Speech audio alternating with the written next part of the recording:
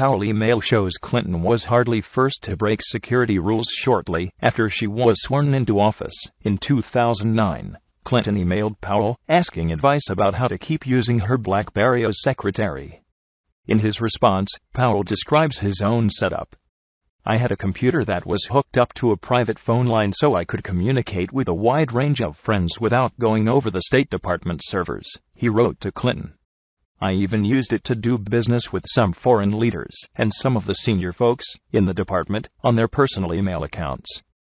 The email, which was dug up and released by House Oversight Committee leader Representative Elijah Cummings, doesn't reveal whether Powell ever used his private email setup to exchange classified documents, the worst offense of Clinton's IT misbehavior.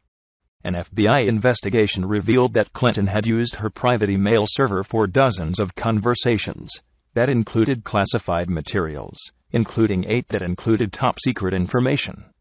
At another point in his email to Clinton, Powell describes his fight with security officials at the State Department, NSA, and CIA over his use of one-handheld devices known as PDAs, or personal digital assistants in secure areas.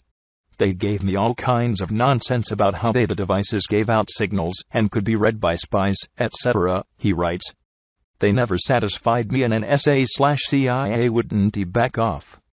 So, we just went about our business and stopped asking. I had an ancient version of a PDA and used it."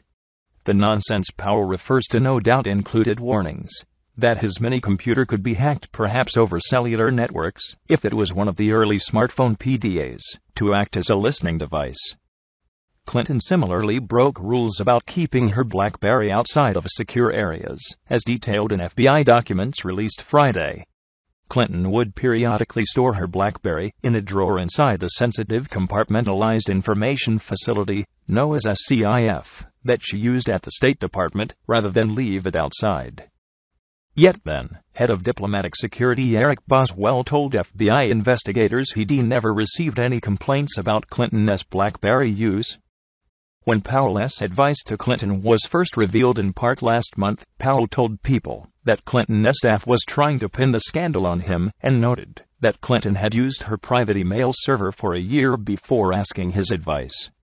But Representative Cummings, a Democrat, writes in a statement that his release of Powell's email isn't meant to cast blame on the earlier Secretary of State so much as show that Clinton was hardly alone in her habit of violating IT rules. If Republicans were truly concerned with transparency, strengthening the Freedom of Information Act, and preserving federal records, they would be attempting to recover Secretary Powell's emails from AOL, he writes.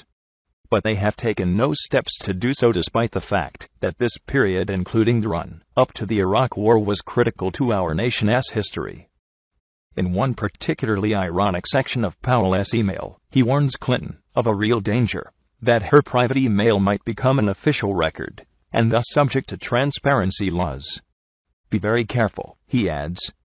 "I got around it by not saying much and not using systems that capture the data." There seems to be an unwitting lesson in that final advice itself, exposed through Congress as transparency powers. You can get away with plenty as Secretary